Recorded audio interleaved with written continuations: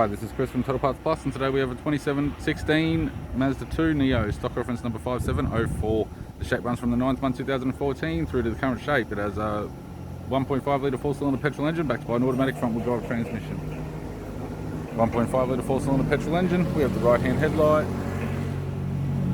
Left front 15-inch factory alloy mag with a good tyre. Left power door mirror. Left front door has no damage. Left rear door has one small dent. Left rear 15-inch factory alloy mag with a good tyre. Left-hand tail light, left tailgate garnish, tidy rear bumper cover, tailgate has no damage, right-hand tailgate garnish, right-hand tail light, right rear 15-inch factory alloy mag with a good tyre, both right-hand doors have no damage, right power door mirror and a right front 15-inch factory alloy mag with a good tyre. We have the driver's side door trim, power window master switch. This vehicle is fitted with black cloth interior, automatic type console, automatic gear shifter, heater controls, single stack display screen, interior mirror, courtesy lamp, left sun visor, right sun visor, instrument cluster, and a tidy 3-spoke vinyl steering wheel with cruise audio and phone buttons.